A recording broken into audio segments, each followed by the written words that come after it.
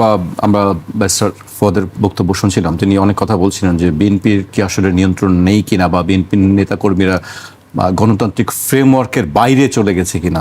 আসলে বিষয়টি কি তাই, বা দায়ের একটি কথা বলছেন, দায় এড়াতে পারেন কিনা? ফুয়াদ অনেকগুলো কথা বলেছে, কিছু কথা আংশিক সত্য, কিছু কথা মধ্যে রকম ফের আছে, আমি বলবো না যে অসত্য। রকম ফেরে যেটা বলছে, সরকারি দল হলে ফুয়াদকেও আমি অর্ধ পাগল হিসেবে বুঝবো। কেন? মাথা ঠিক থাকার কথা না, থাকে না।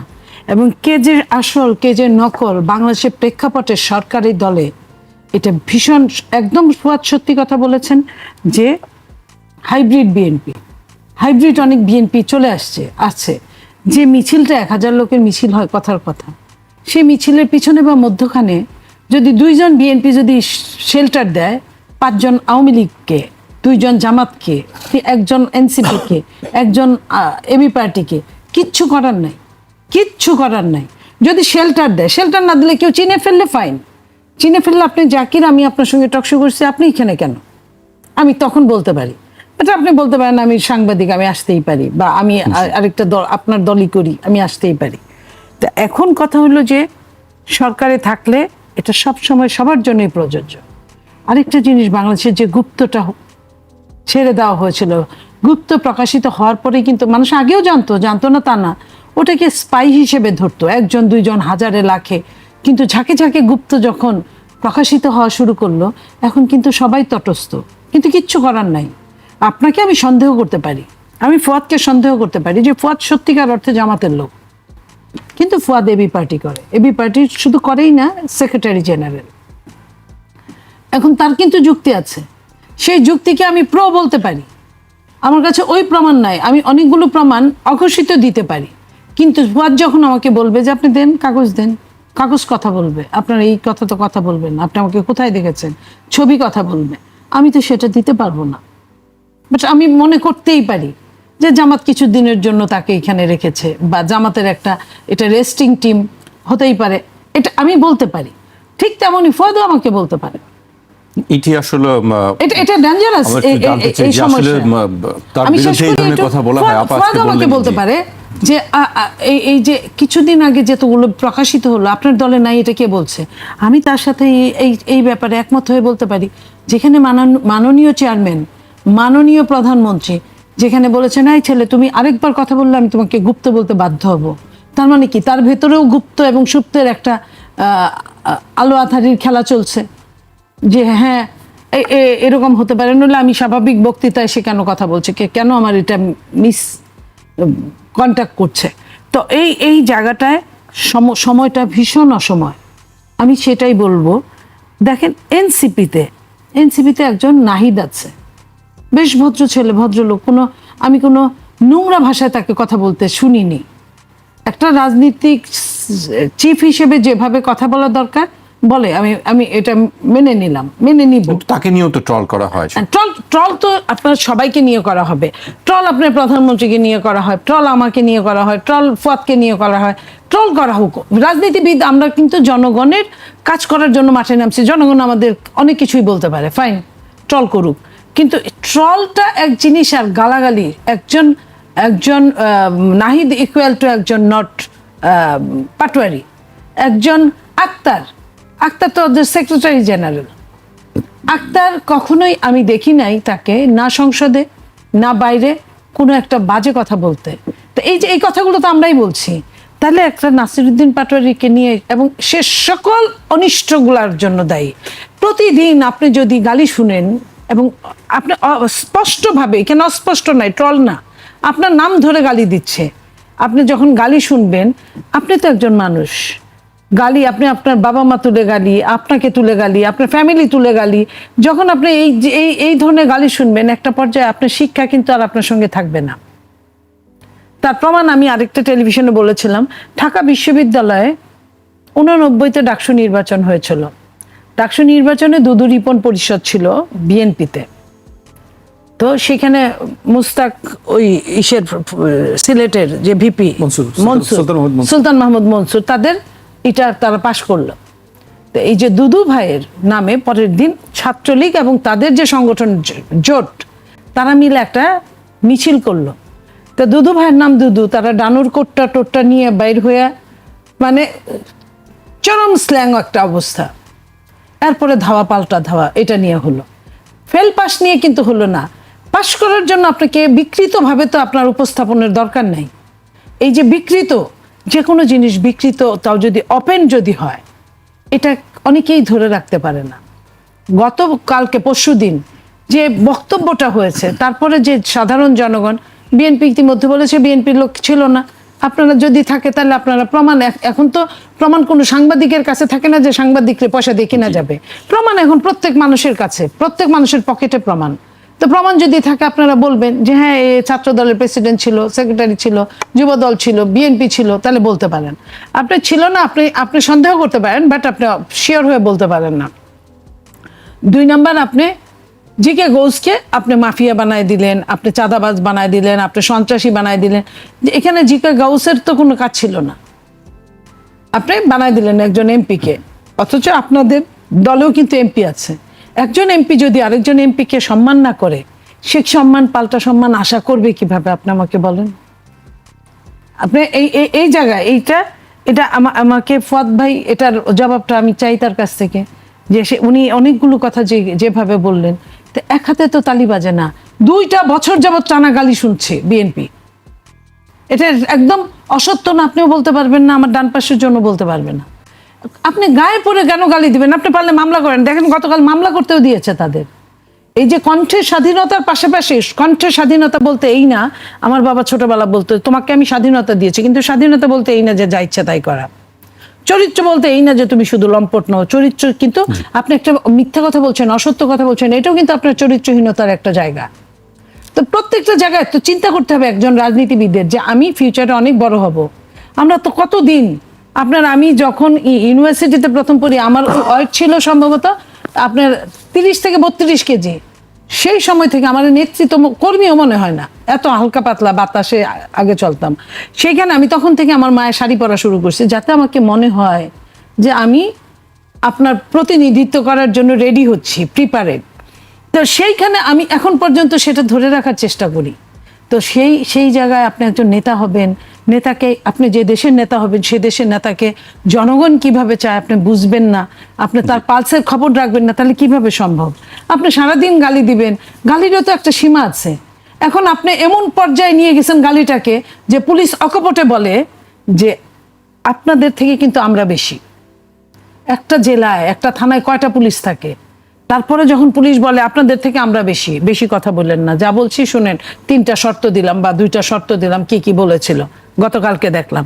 তো এই জায়গায় আপনি কেন মিছামিছি সমস্ত দেশটাকে সংক্ষুব্ধ করার চেষ্টা করছেন? জি স্যার, ফুয়াদকে দিয়ে শুরু করতে চাই। তার আগে আন্তর্জাতিক কয়েকটি গণমাধ্যমে এএফপির কিছু একটা প্রতিবেদন আমি উল্লেখ করতে চাই। রাজনৈতিক দলগুলোর কোন্দল, আপনারা দুজনেই বলছেন যে হেট স্পিচ, কিন্তু এর বাইরেও আধিপত্য নিয়ে কোন্দল আছে, সেইগুলো নিয়ে তারা আসলে এএফপির প্রতিবেদনটা আছে। মানবাধিকার সংস্থা হিউম্যান রাইটস সাপোর্ট সোসাইটির সাম্প্রতিক প্রতিবেদন অনুযায়ী বর্তমানে রাজনৈতিক সংঘর্ষের বড় অংশটি ঘটে চলেছে স্থানীয় পর্যায়ে আধিপত্য বিস্তার, চাঁদাবাজি ও দলীয় কোন্দলকে কেন্দ্র করে। গার্ডিয়ান আরেকটি খবর দিচ্ছে, সংঘর্ষের ঘটনাগুলোর মধ্যে বিএনপির অভ্যন্তরীণ কোন্দল, বিএনপি আওয়ামী লীগের মুখোমুখি অবস্থান এবং বিএনপি জামায়াতের স্থানীয় পর্যায়ে সংঘর্ষ প্রধান কারণ হিসেবে উঠে এসেছে। এছাড়া সাভার, চট্টগ্রাম সহ দেশের কয়েকটি স্থানে সহিংসতার ঘটনা আমরা দেখেছি। 9 জুন একটি বৈঠক চলাকালীন বিএনপির স্থানীয় প্রতিনিধি বিল্লাল হোসেন তালুকদারকে কুপিয়ে হত্যা করা হয়। 12 জুন চট্টগ্রামে সিএনজি অটোরিকশায় করে আসা একদল সশস্ত্র সন্ত্রাসী ব্যবসায়ী ও স্থানীয় বিএনপি নেতা মাসুদুল হককে গুলি করে হত্যা করে। 6 জুলাই ঢাকার অদূরে সাভারে একটি বিরোধী দলের সমাবেশে হামলাকারীরা পেট্রোল বোমা নিক্ষেপ করে, এতে জাতীয় নাগরিক পার্টির 4 জন কর্মী আহত হন। আমরা শুধু বক্তব্য না, একটি আধিপত্য বিস্তার নিয়েও, বিভিন্ন দলের কোন্দল নিয়েও আমরা সংঘর্ষের ঘটনা দেখছি। আসলে এইগুলোর কারণটা কি? একটা তো হচ্ছে যে বহু বছর সহিংস রাজনীতিতে যে সকল নেতাকর্মীরা অভ্যস্ত হয়ে গেছেন, তাদেরকে আপনি সাডেনলি তো কালচার থেকে বের করে নিয়ে আসতে পারবেন না। তারা আপনার যে ঘটনাগুলো ঘটেছে, এটা খুবই বাংলাদেশের কালচারে খুবই রেগুলার ঘটনা আর কি। তারপরে রয়ে গেছে আপনার সরকারি দলের ভিতরকার গ্রুপিং পলিটিক্স। কারণ হচ্ছে যে বিরোধী দলে থাকা অবস্থায় কিন্তু আমরা খুব বেশি বীর পুরুষের দেখা পাই নাই। মাননীয় সাবেক প্রধানমন্ত্রীকে যখন এক কাপড়ে 40 বছরের বাড়ি থেকে বের করে দিয়েছে, আমরা কিন্তু এরকম হাজার হাজার লাঠিসোঁটা নিয়ে বীর পুরুষদেরকে রাস্তা দেখতে পাইনি। বালুর ট্রাক দিয়ে যখন বেগম জিয়াকে আটকে রাখা হয়েছিল, অথবা মার্চ ফর ডেমোক্রেসিতে যখন বের হইতে দেয় নাই, সেদিন কিন্তু আমরা লক্ষ লক্ষ বীর পুরুষ দেখি নাই। 28শে অক্টোবরও আমরা পল্টনে প্রচুর বীর পুরুষ পাই নাই।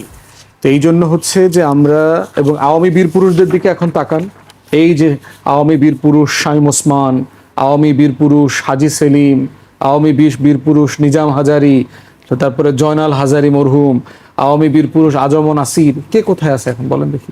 নানক, নানক, এরা আজম। এই সকল বীর পুরুষরা কোথায়? আপার এলাকার বিখ্যাত বীর পুরুষ। তো এই বীর পুরুষত্ব ওয়ার্ক করে না পলিটিক্সে। পলিটিক্সে পার্মানেন্টলি হচ্ছে ওয়ার্ক করে হচ্ছে ডিসেন্সি। আপনি যদি ডেমোক্রেটিক ভ্যালুজ মেনটেন করে রাজনীতিটা করেন। এই যে হাসিনা যে পরিমাণ গুন্ডামি করছে গত 17-18 বছর, বীর পুরুষত্ব দেখাইছে, কি লাভ হয়েছে?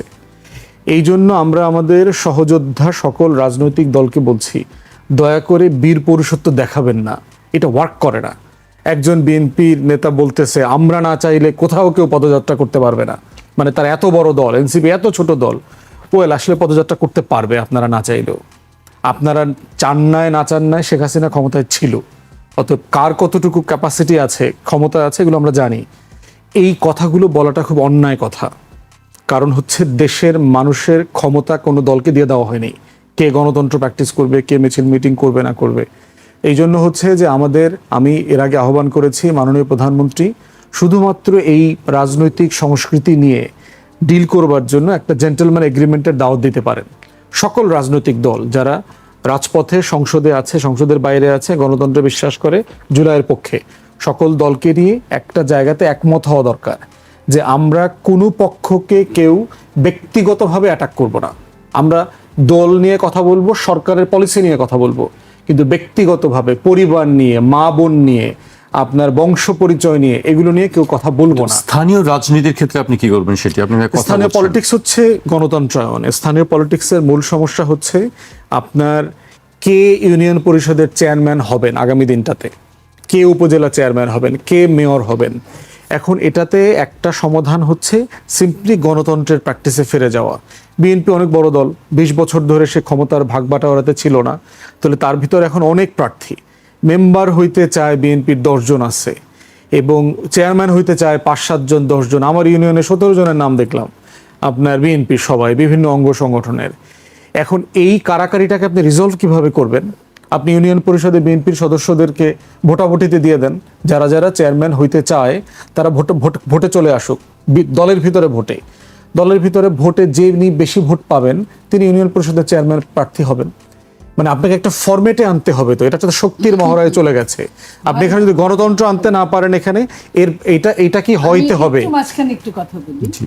সেটা হলো যে আপনি জানেন, আপনাকে বলার দরকার নাই, প্রত্যেকটা জেলায় থানায় একটা গ্রুপিং আছে, আপনি ভালো করে জানেন। সেই গ্রুপিংয়ে যার কাছে পাওয়ারটা হলো কমিটি, যার কাছে সে অন্যায়ভাবেও কমিটি বানিয়েছে। আপনি যখন ভোটের কথা বললেন তখন আমি এই কথাটা বললাম। এখন আপনার কাছে কমিটি আপনি অন্যায়ভাবে বানিয়েছেন, যে সত্যিকার যোগ্য তাকে আপনি দেনই নাই, যে সবচেয়ে জনপ্রিয় তাকে আপনি ওখানে ফেল করাই দিতে পারবেন। কারণ আপনি তো আপনার হাতে এখানে দলের জন্য না, আপনি আপনার জন্য কমিটি বানিয়েছেন। আপনি যাকে ভোট দিতে বলবেন সেই ভোট দিবে। তাতে কি হবে? যে মানুষটা পাশ করে সে মানুষটা কিন্তু মনোনয়ন পাচ্ছে না।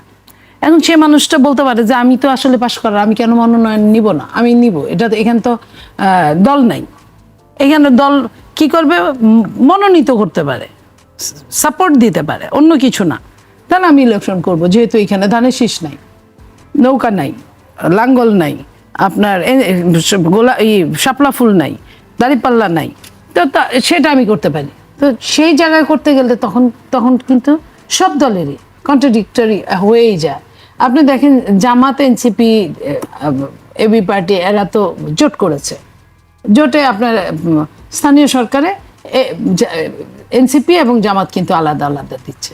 তার মানে কি তাদের সঙ্গে আন্ডারস্ট্যান্ডিং হয় নাই বলে তো এই কাজ, এইটা সবখানেই তাই হয়। সরি, তারপরে হচ্ছে যে এইটা কি মানে কার্যকর করবার জন্য একটা পদ্ধতি বের করতে হবে, এছাড়া সিম্পলি এটার কোনো সমাধান নাই। সমাধান গণতন্ত্রে আসতে হবে। সেটা দল ভাববে যে এই যে যোগ্য সদস্যরা কেউ বাদ পড়লেন কিনা, প্রার্থী হওয়ার পলিটিক্সে বাদ পড়লেন কিনা। সেকেন্ডারি যেটা করতে হবে, সিরিয়াসলি ফৌজদারি অপরাধকে এনফোর্স করতে হবে। আপনি যখনই যেখানে আধিপত্যকে নিয়ে মারামারি হচ্ছে, সংঘর্ষ হচ্ছে, আইন শৃঙ্খলা বাহিনীকে দিয়ে দুপক্ষই তো মনে করছে যে আমি যোগ্য। এটি তো বলতেছি, তার দুপক্ষেরই শক্তি আছে। তাহলে এখন তো গ্ল্যাডিয়েটার্স ফাইট, যদি গণতন্ত্র না থাকে তাহলে আপনি গ্ল্যাডিয়েটার্সের ফাইট দিয়ে দেন। আপনি বড় মাঠে নিয়ে আসেন, দুই পক্ষ ব্রাহ্মণবাড়িয়া স্টাইলে মল্লযুদ্ধে আসুক, মল্লযুদ্ধে যে তিনি ইউনিয়ন পরিষদের চেয়ারম্যান হবেন, আগের প্রাচীন পদ্ধতি। এখন প্রশ্ন হচ্ছে আপনাকে তো একটা ফরম্যাটে আসতে হবে। মানে এটা আমি করছি না, এটা চ্যালেঞ্জ। আপনি যেটা বলেছেন এটা একটা করার একটা চ্যালেঞ্জ, কিন্তু এটাই হচ্ছে সমাধান। এটা ছাড়া বিকল্প গণতন্ত্রে কোনো সমাধান নাই। আপনি এটা শুরু করেন, শুরু করে শেষ করতে হয়তো 5 বছর 10 বছর 7 বছর লাগবে, কিন্তু এর বাইরে কোনো সমাধান নাই। আর ফৌজদারি অপরাধ, এবং আমরা আশঙ্কা করছি স্থানীয় সরকার নির্বাচন যদি দলীয় প্রতীকে না হয়, দলীয় মনোনয়ন না থাকে, ব্যাপক মাত্রা সহিংসতার আশঙ্কা করছি। ব্যাপক মাত্রা এলাকাগুলোতে তার আলামত ইতিমধ্যে দেখতে পাচ্ছি। আর দখল বাণিজ্য, আপনার এটা তো আমরা বলেছি যে আপনি ডিশের ব্যবসা, ময়লার ব্যবসা, নেটের ব্যবসা, বালুর ব্যবসা, চট দখলের ব্যবসা, এটাকে যদি প্রশাসনিকভাবে আপনি কর্পোরেটাইজ না করেন, বিজনেস মডেলে না নিয়ে আসেন, তাহলে যেটা হবে এই রাজনৈতিক দলের পুনর্বাসন হবে। এবং পুনর্বাসন হচ্ছে শক্তির জোরে পুনর্বাসন। যার শক্তি আছে তিনি ওটা দখল করবেন, তিনি ওখান থেকে বালু কাটবেন, তিনি বালু উঠাবেন, তিনি মাটি কাটবেন। কিন্তু এটার একটা গণতান্ত্রিক সমাধান না হওয়া পর্যন্ত এটা সমাধান হবে না। জি, আমি আপনার কাছে আবার আসতে চাই। বক্তব্য শুনছিলাম আমরা, ফুয়াদ ভাই তিনি বলছেন যে আশঙ্কা ব্যাপক স্থানীয় পর্যায়ে যে সামনে নির্বাচনের ঘোষণা করা হয়েছে, স্থানীয় সরকার নির্বাচন, সেখানে কি ব্যাপক সহিংসতার আশঙ্কা করছেন? আমি একটু পরিসংখ্যান উল্লেখ করতে চাই। চলমান সহিংস অপরাধের পেছনের এই রাজনৈতিক অস্থিরতা উঠে এসেছে। পুলিশের পরিসংখ্যান অনুযায়ী গত মার্চ থেকে জুনের মধ্যে 1238টি হত্যাকাণ্ড সহ প্রতিদিন গড়ে অন্তত 10টি করে খুনের ঘটনা রেকর্ড করা হয়েছে। মানবাধিকার সংস্থা আইন ও সালিশ কেন্দ্র বিগত 6 মাসে অন্তত 66টি রাজনৈতিক হত্যাকাণ্ড, পুলিশ হেফাজতে 61 জনের মৃত্যু, 11টি বিচার বহির্ভূত হত্যা এবং অন্যান্য মানবাধিকার লঙ্ঘনের অভিযোগ রেকর্ড করা হয়েছে। আমি আরেকটি বিষয় উল্লেখ করতে চাই। আমরা গতকাল দেখেছি বুধবার সন্ধ্যায় এনসিপি নেতা আসিফ মাহমুদ সজীব ভুঁইয়া একটি পোস্ট দিয়েছেন। বারবার যেটি আমার মনে পড়ছিল যে তিনি বালুর কথা বলছেন, বালুর ট্রাকের কথা কয়েকবারই বলেছেন, আমি সেটি উল্লেখ করতে চাই। ফেসবুক অ্যাকাউন্টে তিনি লিখেছেন হিস্টোরি রিপিটস ইটসেলফ। এরপর আসিফ আরেক লাইনে লিখেছেন but this time it will not hold. দুটি বিষয়, একটা হচ্ছে আইন শৃঙ্খলা পরিস্থিতি, আরেকটি হচ্ছে যে বালুর ট্রাকের বিষয়টি। এই কথাটা সে লিখেছে, এটা যদি সে তার সময় লিখতো ভালো লাগতো। এরকম বড় বড় কথা বলা যায় যখন একজন নিজে যখন একটা একই পথের পথিক আরো অনেক বেশি কারাপ্টেড, সে যখন বলে এটা তখন খারাপ লাগে। এখন আমার কথা হচ্ছে যে এতক্ষণ ফুয়াদ সাহেব যে কথা বললেন সেটা বিএনপিও চেষ্টা করছে। মাননীয় প্রধানমন্ত্রী উনি বারবার বলতেছেন যে নমিনেশন যাকে দেওয়া হবে, মনোনয়ন না, তার সাপোর্ট যাকে দেওয়া হবে তার বাইরে কেউ ইলেকশন করতে পারবে না, করলে তার জন্য শাস্তিমূলক ব্যবস্থা আছে। এইখানে আমার মনে হয় গত এমপির সময় 26-এ তখন অনেকেই দাঁড়িয়েছিল, তখন বিএনপি পাওয়ারে ছিল না সেই সময়, সেটা মনে করেছে যে পাশ করে গেলে দল নিবে। এখনো তাদের ন্যায় নাই। যারা ফেল করেছে তাদের তো একুল দুই কুলুই চলে গেছে। আর যে কয়েকজন খুব কম, মাত্র 6 জন পাশ করেছে, কিন্তু অনেক বেশি অন্য দলকে পাশে সুযোগ দিয়েছে। 2 জন দাঁড়ানোতে প্রায় 69 জন সম্ভবত বিদ্রোহী প্রার্থী ছিল। 69 জনের 7 জন বাদে সবাই তো আপনার ফেল করেছে। তাতে কি হয়েছে, ওই জায়গাগুলোয় বিরোধী দলের প্রার্থীরা পাশ করেছে। যদি একজন করে হতো তাহলে হয়তো বা ওই জায়গাগুলো বিএনপি সিটগুলো পেত। তো সেই জায়গা থেকে বলতে চাই যে এখন তো সরকারে আছে বিএনপি, এখন পৌরসভা, ইউনিয়ন পরিষদ, সিটি কর্পোরেশন, এই জায়গাগুলায় অনেকেই হয়তো বা মনে করবে যে আমার তো আমসালা দুইটাই ফেল করলাম। আর সরকারের পুলিশরা যেমন ধরেন পুলিশ বাহিনী, আইন শৃঙ্খলা রক্ষাকারী আরও বাহিনী যারা থাকবে, আনসার বাহিনী, তারা আগে যে কাজটা করেছে, যে তারা মনে করেছে অন্য কাউকে বিজয়ী করার জন্য, যেহেতু সরকার ইন্ট্রিম ছিল, এখন তারা বিএনপি যেহেতু ক্ষমতায়, তারাও একটা ওই হিসাব করে যে কারো পক্ষে যাবে, এটাও আমার মনে হয় না যে ওই রিস্কটা তারা নিবে। তা এখন আমার কাছে মনে হয় যে আগের চেয়ে অনেক কম বিদ্রোহী প্রার্থী দাঁড়াবে, বা যারা দাঁড়াবে তারা হয়তো ওরকম না, কেউ কোনো পদ পদবিওয়ালা তারা 5 বছরের জন্য, যেহেতু এখনো 4.5 বছর বাদ, একটা আমি যদি সিস্টেমেটিক ওয়ে ধরি, তো 4.5 বছরের জন্য সুবিধা তারা হারাতে চাবে, এটা আমার মনে হয় না। এইখানে আমি ডিফার করছি। আরেকটা জিনিস দলীয় প্রতীকে নির্বাচন না হলে তো আপনারা মনোনয়ন দিবেন না। না, মনোনয়ন দিব না, কিন্তু একটা ঘোষণা আসবে যে ধরেন যে আমি দল তাকে সাপোর্ট করছে, পাবলিকলি ঘোষণা দিবেন। পাবলিকলি হয়তো নাও দিতে পারে, এমনি দলীয় হয়ে গেল। পাবলিকলি হয়তো দিবে না, এটা আন্ডারস্ট্যান্ডিং থাকবে, হয়তো দলের প্রেসিডেন্ট সেক্রেটারিকে দিয়ে বলাবে যে আমরা সবাই তাকেই সাপোর্ট দিই। দলের একটা ব্যাপার তো থাকেই, মার্কা না থাকলেও একটা প্রভাব তো থাকে। প্রভাব সবসময়, এর আগেও ছিল, অতীতেও তাই ছিল, সব দলে মার্কা থাকে না, তাতে এফেক্টটা কম পড়ে। আপনার সাধারণ পাবলিক যারা সাপোর্ট করে বিএনপি বা আপনার জামাত বা আপনার এনসিপি এবি পার্টি, যারা সাপোর্ট করবে, তারা হয়তো মনে করবে যে আমি এই ভোটটা একে না দিয়ে তাকে দিলাম। হ্যাঁ, কিন্তু যারা ডাইহার্টেড দল করে তারা হয়তো বা যাকে সাপোর্ট থাকবে তারকেই ভোটটা দিবে। আবার এইখানে কাউকে তাকে আমার পছন্দ না, আমি আরেকখানেও দিতে পারি, এই অপশনে তো কোনো বাধা নাই, বিরোধিতা নাই।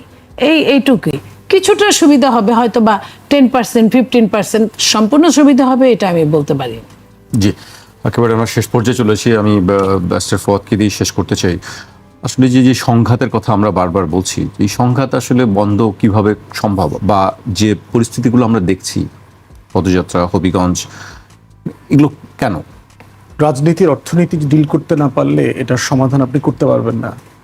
আপনি দেখেন তো যে বাংলাদেশে সচ্ছল পরিবারের ছেলেমেয়েরা আসলে পলিটিক্স করে কিনা। ঢাকাতে বড় হয়েছে, ইংলিশ মিডিয়ামে পড়ে, ভালো ফ্যামিলির, আর্থিকভাবে সচ্ছল, যখন চাইলে ব্যবসা বাণিজ্য করতে পারে, বিমানে ঘুরে বেড়াইতে পারে, এরকম ছেলেমেয়ে দেখেন তো বড় দলগুলোতে কেউ আছে কিনা যে পলিটিক্স করে? Rare, extremely rare. যে দু একজন তরুণদেরকে দেখবেন এরা আসলে বাবার আগের জেনারেশনের কারণে হয়েছে। যেমন ধরেন মীর হেলাল ভাই, ব্যারিস্টার, বাবার রাজনীতি সূত্রে আসছে। হুম্মাম কাদের চৌধুরী আমাদের বন্ধু মানুষ, বাবার রাজনীতির ধারাবাহিকতাতে আসছে। এরকম যারাই আসছে দেখবেন খুবই সচ্ছল পরিবারের ছেলেমেয়ে, তারা দেখবেন ওই ব্যাকগ্রাউন্ডের কারণে আসছে। করে কে রাজনীতিটা? মিছিলে কে যায়? যার এই রাজনীতিটাই হচ্ছে তার জীবনের অর্থনীতি, এবং সে যোগ্য না অধিকাংশ ক্ষেত্রে দেখবেন। এরা লেখাপড়াতে ড্রপ আউট, খুবই লো প্রোফাইল কলেজে প্রতিষ্ঠানে লেখাপড়া করেছে, যার চাকরির বাজার মূল্য খুব ভালো না। বাংলাদেশে অর্থনীতিবিদরা বলছে যে সরকারি দল, আজকে সরকারি না, সকল সরকারি দল যখন যে ক্ষমতায় থাকে, সরকারি দল হচ্ছে বাংলাদেশের অর্থনীতিতে সবচেয়ে বড় কোম্পানি। সে সবচেয়ে বেশি মানুষকে এমপ্লয় করে বিভিন্ন ফর্মে, তার রুটি রুজির বন্দোবস্ত করে, এবং সংখ্যাটা 30-35 লাখের কম না। এবং এটা কোনো সময় আওয়ামী লীগের পিক টাইম এটা 50 লক্ষ ছাড়িয়ে গেছে। তাহলে এই বিশাল বেকার জনগোষ্ঠীর যে অর্থনীতি আছে, এটাকে আপনাকে ডিল করতে হবে তো কোনো না কোনো ফর্মে। আপনি যে কোনো জায়গায় যান, আপনি গ্রামে গঞ্জে সব জায়গায় দেখবেন এই যে মিছিল মিটিং করতেছে, নেতাদের পিছনে দৌড়াচ্ছে, জিজ্ঞেস করবেন পেশা কি, অলমোস্ট কিছুই করে না। তো সে কি করবে? তার রুটি রুজি খাওয়া দাওয়া বন্দোবস্ত, যার বিকল্প আছে সে আসলে রাজনীতি করে কিনা দেশের জন্য, যে আমার সব আছে, আমার সচ্ছলতা আছে, আমার থাকা খাওয়া পেশার সমস্যা নাই, কিন্তু আমি দেশের জন্য পলিটিক্স করি, এরকম মানুষ আপনি খুঁজে পাবেন না, ভেরি রেয়ার। তাহলে সেই জায়গাতে রাজনীতির অর্থনীতি ডিল না করতে পারলে আপনি এই সমস্যার আশু কোনো সমাধান পাবেন না। এই বিশাল বেকার যুবকদের, তারা গাড়ির সামনে পিছনে দৌড়াচ্ছে, কারণ ওর তো কিছু নাই, তার পরিচয় নাই, তার পদ পদবি নাই, তার খাওয়া পড়ার বন্দোবস্ত নাই, সে বেঁচেই আছে ভাইয়ার সাথে থাকে। তার যে ভাইয়ার রাজনীতি করে লোকালে বিভিন্ন জায়গায়, কারওয়ান বাজারে, আপনি যেখানে স্টুডিও, সেখানে বাজারে 3 দফায় 3 মৌসুমে দোকান বসতেছে না, প্রতিটা দিন তার 3টা শিফট আছে। বেগুনের ট্রাক থেকে বেগুন মাটিতে নামার মধ্যে 3বার বিক্রি হয়ে যায়। কারা বিক্রি করতেছে? এটা বিশাল রাজনৈতিক গোষ্ঠী আছে, হাজার হাজার কোটি টাকায় লেনদেন হচ্ছে, খুন খারাপি হচ্ছে এখানে। তাহলে সরকারকে এই পলিটিক্যাল ইকোনমি অ্যাড্রেস করতে হবে। দ্বিতীয়ত হচ্ছে দলের ভিতরে, সবগুলো দলের ভিতরে অধিকতর গণতন্ত্রের চর্চা। আপনি দেখেন এতগুলো পলিটিক্যাল সহিংসতা হচ্ছে। বিএনপির চেয়ারম্যান তো তারেক রহমান, উনি তো বিএনপিরও চেয়ারম্যান, উনি মাননীয় প্রধানমন্ত্রী, বা উনি তো বিএনপিরও চেয়ারম্যান। উনি গত 6 মাসে রাজনৈতিক সহিংসতা নিয়ে কি কোনো বক্তব্য দিয়েছেন? আমার চোখে পড়ে নাই। উনি কোনো নেতাকর্মীকে হুঁশিয়ার করছেন যে আমি আপনাদেরকে সাবধান করছি, আপনি আইনের বাইরে কোনো রাজনীতি করবেন না, চাঁদাবাজি করবেন না, ফৌজদারি অপরাধ করবেন না, আমার সরকারের টলারেট করবে না, এগুলোর ব্যাপারে কোনো হুঁশিয়ারি দিয়েছেন? কিছু করছেন? তাহলে আপনি পার্টির চেয়ারম্যান, পার্টির সেক্রেটারি, মহাসচিবকে এই কথা বলছেন, আপনার দলের নেতাকর্মীকে সতর্ক করছেন, তাহলে সে ভয়টা পাবে কাকে? যে আমার এই অন্যায়টা করলে আমাকে এটার একটা কনসিকুয়েন্স আছে। জি। এইটা তো আমরা দেখতে পাচ্ছি না। নিশ্চয়ই সামনে আমরা সেটি আশা করব, যে অপেক্ষা করব যে সরকার